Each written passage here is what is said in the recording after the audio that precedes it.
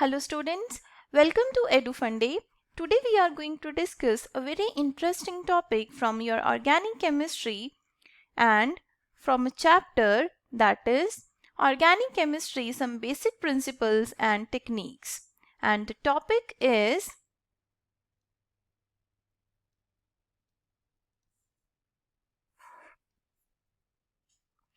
reaction mechanisms. See, reaction mechanisms आपके क्या होते हैं? बेसिकली अगर आपके पास कोई भी रिएक्शन है, suppose I have this alkyl halide and I am adding KOH in this reagent, then what will happen? जो आपका OH नेगेटिव है वो इस कार्बन के ऊपर रिएक्ट करेगा और यहाँ से जो आपका क्लोरीन है वो लीव कर जाएगा and you will get this kind of product. तो देखिए अब आपको कैसे पता कि जो ये OH है ये इस कार्बन के ऊपर कैसे अटैक करेगा, किस रूट से ये रिएक्शन जाएगा, राइट? उस रूट के बारे में आपको जो नॉलेज देगा वो आपका जो टॉपिक है वो कौन सा है, दैट इज रिएक्शन मैकेनिज्म. तो इस टॉपिक को हम बहुत अच्छे से और बहुत वाइडली इसको स्टडी करेंगे. तो सबसे पहले आप देखिए रिएक्शन मैकेनिज्म में आपके पास है बॉन्ड फिशन. बॉन्ड फिशन का आपके पास क्या मतलब है? What do you mean by fission? Fission का मतलब क्या होता है आपके पास? ब्रेकिंग. दैट मीन्स आप इस टॉपिक में पढ़ेंगे कि आपके पास जो बॉन्ड ब्रेकिंग है वो किस तरह से हो सकती है, right? So breaking of a covalent bond is known as bond fission. ये बेसिकली आपकी दो तरह की होती है आपके पास. सबसे पहले है होमोलिटिक फ्यूजन, इसको और क्या बोलते हैं? होमोलिसिस. होमोलिटिक फ्यूजन का आपका मतलब क्या है? It is a breaking of a covalent bond in such a way that both the atoms or species retain one electron each. That means अगर मेरे पास यहाँ पर कोई भी इस तरह से स्पीशी है और इनके पास यहाँ पर एक इलेक्ट्रॉन पेयर है तो ये ब्रेक कुछ इस तरह से होगी और दोनों एक एक इलेक्ट्रॉन लेके जाएंगे यहाँ से, राइट? तो इस तरह की फ्यूजन को हम क्या बोलते हैं? It is known as your homolytic fusion, right? Next है आपके पास, इसको थोड़ा सा और इलेबोरेटेड वे से अगर हम बोलें कि जो आपका फिजन है ये हमेशा सिमेट्रिकल मैनर में होगा. ठीक है, जब भी आपके पास किसी चीज को आप बिल्कुल हाफ हाफ कट करते हैं उसकी सिमेट्री के अकॉर्डिंग कट करेंगे, राइट? तो आप क्या बोलेंगे कि वो जो कटिंग है वो किस तरह की है? सिमेट्रिकल कटिंग है. वैसे ही यहाँ पर जो बॉन्ड है, ठीक है, जो आपके पास इलेक्ट्रॉन पेयर है, ठीक है, उसमें से जब आप इलेक्ट्रॉन्स को डिस्ट्रीब्यूट कर रहे हो, अगर वो डिस्ट्रीब्यूशन आपकी सिमेट्रिकल है तो आप क्या बोलेंगे कि आपकी फ्यूजन भी यहाँ पर क्या है? It is symmetrical in nature. जैसे यहाँ पर अभी मैंने एग्जांपल दी थी, आपके पास ए है, यहाँ पर एक इलेक्ट्रॉन है और यहाँ पर एक इलेक्ट्रॉन है. यूवी लाइट के प्रेजेंस में बेसिकली क्या होगा? ये एक इलेक्ट्रॉन इस ए के पास आएगा और ये एक इलेक्ट्रॉन इस ए के पास आएगा and you will get a radical plus a radical. जैसे यहाँ पे एग्जाम्पल है, अगर आप ले लें ईथेन की एग्जाम्पल तो होगा क्या? यहाँ पर जो आपका इलेक्ट्रॉन पेयर है ये सिमेट्रिकली यहाँ पर ब्रेक हो जाएगा और आपके पास क्या मिलेगा? आपको मिलेगा यहाँ पर there are two methyl radicals. और ये याद रखिए जब भी आपकी रिएक्शन लाइट के प्रेजेंस में हो, whether it is UV light या यहाँ पर लिखा हो सनलाइट या आपके पास यहाँ पर लिखा हो एच म्यू, ठीक है, इन तीनों की प्रेजेंस में अगर आपके पास कोई रिएक्शन होती है तो वहां पर आपके पास कैसी फॉर्मेशन होगी? There is a formation of radical. ठीक है, वहां पर पॉजिटिव और नेगेटिव कार्बोकेटाइन और कार्बोनाइन बनने के चांसेस बहुत कम है. वहां पर जो फॉर्मेशन होगी वो किसकी होगी? रेडिकल की होगी, राइट? नेक्स्ट देखिए आप, आपके पास यहाँ पर जो थर्ड पॉइंट है वो क्या है? It's results in formation of free radical. और इसमें क्या बन सकता है? आपकी शॉर्ट लिव्ड स्पीशीज, अनस्टेबल और हाईली रिएक्टिव स्पीशीज. इन्होंने आपको नेचर के बारे में बताया है. जो आपके फ्री रेडिकल्स हैं उनका नेचर कैसा होगा? They are short lived species. उनकी जो लाइफ है वो बहुत छोटी होगी, मतलब वो बहुत कम टाइम के लिए एग्जिस्ट करेंगे, बहुत अनस्टेबल होंगे and they are highly reactive species. आपको पता ही है ना, फ्री रेडिकल है. देखिए अब इसके पास ऑड इलेक्ट्रॉन्स हैं और ऑड इलेक्ट्रॉन स्पीशीज जो होती हैं they are very reactive in nature, they are highly reactive in nature, right.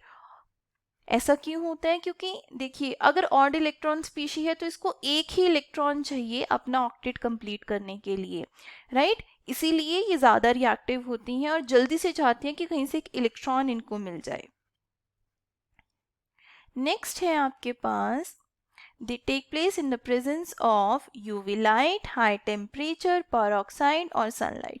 UV light और sunlight के बारे में मैंने आपको बताया। वैसे ही अगर आप डेल्टा इस तरह से, अगर डेल्टा का साइन बना हो इसका मतलब क्या होता है कि हाई टेम्परेचर आपने प्रोवाइड किया है वहाँ पर, ठीक है। और नेक्स्ट है आपके पास पेरोक्साइड, दैट इज H2O2। अगर आप H2O2 भी किसी रिएक्शन में डालते हैं तो वहाँ पर भी आपको पता चलेगा कि जो आपकी फिजन होगी, जो बॉन्ड ब्रेकेज होगी वो किस तरह से होगी, ये आपके पास होमोलिटिकली होगी। हमेशा आपके पास एक एक इलेक्ट्रॉन दोनों स्पीशीज के ऊपर आएगा। सो ये कुछ पॉइंट्स हैं आपके होमोलिटिक फिजन के। नेक्स्ट है आपके पास हेट्रोलिटिक फिजन। अब देखिए अगर आप हेट्रोलिटिक फिजन की बात करें, ये कैसी फिजन है? There is a breaking of covalent bond in such a way that one of the atom or species retain a pair of electron. That means अगर बॉन्ड ब्रेक होगा तो किसी एक स्पीशी के पास क्या रहेगा? That pair of electron, right. उसके बाद इन्होंने बोला है कि जो आपकी फिजन है वो अनसिमेट्रिकल मैनर में होगी। अब ये तो हमें भी समझ में आ रहा है कि अगर एक स्पीशी के पास आपका पूरा इलेक्ट्रॉन पेयर रहेगा तो वहां पर जो आपकी फिजन है वो अनसिमेट्रिकली हुई ना, वो सिमेट्रिकल कैसे होगी वहां पर? जैसे मेरे पास ए बी है, अब जब ये ब्रेक होगा तो यहाँ पर जो आपका बॉन्ड ब्रेक है ये दो दो वे से हो सकता है, देयर आर टू वेज।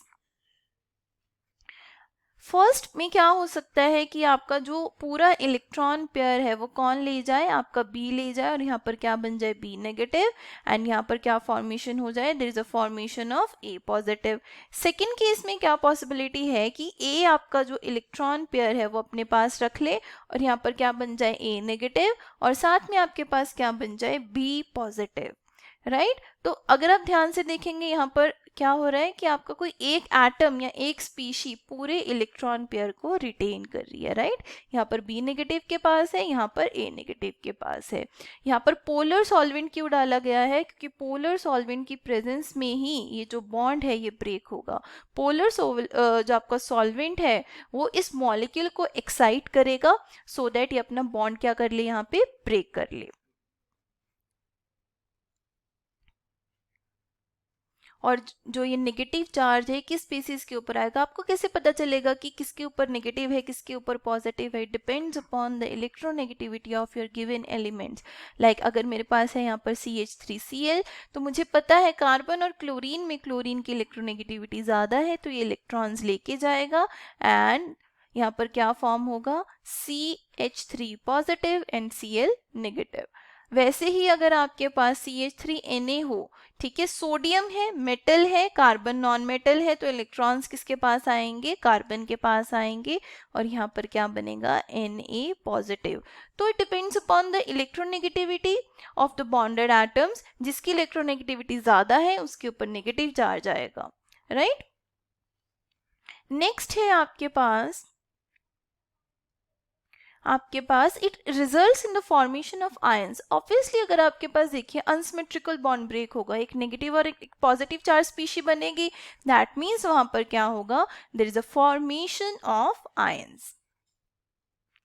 हाँ जी, तो देखिए यहाँ पर होमोलिटिक फिजन में अगर आप देखेंगे अभी तक हमने क्या पढ़ा उसको एक बार पूरा बाइंड अप कर लेते हैं। In this case the covalent bond breaks symmetrically ये बॉन्ड ब्रेक होगा, और हेट्रोलिटिक जो आपकी फिजन है उसमें कैसे ब्रेक हुआ है? Unsymmetrically, right. सेकेंड आपका जो होमोलिटिक फिजन है, a species obtain and retain one electron from the shared electron pair, right. आपके पास जो इलेक्ट्रॉन पेयर था उसमें से एक एक इलेक्ट्रॉन दोनों स्पीशीज ने रख लिया। और हेट्रोलिटिक जो आपकी फिजन है उसमें क्या हुआ? जो मोर इलेक्ट्रोनेगेटिव एटम है उसने अपने इलेक्ट्रॉन पेयर को रिटेन कर लिया। उसके पास है एक पॉजिटिव चार्ज स्पीशी बनेगी, एक नेगेटिव चार्ज स्पीशी बनेगी। नेक्स्ट है आपके पास होमोलिटिक फिजन में that electrically neutral free radicals are formed. अभी हमने देखा कि अगर आपके पास एक एक इलेक्ट्रॉन आएगा तो वह कैसी स्पीशीज बनेंगी, वहां पर बनेंगी फ्री इलेक्ट्रॉन, फ्री रेडिकल्स, और आप इनको क्या बोल सकते हैं, ऑड इलेक्ट्रॉन स्पीशीज। वैसे ही अगर आप हिट्रोलिटिक फ्यूजन की बात करेंगे, यहाँ पर आपके पास केटायंस और एनायंस फॉर्म होंगे। नेक्स्ट है जो आपकी होमोलिटिक फ्यूजन है, ये जर्नली कब कब होगी, जब आपके पास सनलाइट होगी, यूवी लाइट होगी, या आपके पास हाई टेम्परेचर होगा वहां पर, या आपके पास क्या होगा, परऑक्साइड होगा, राइट।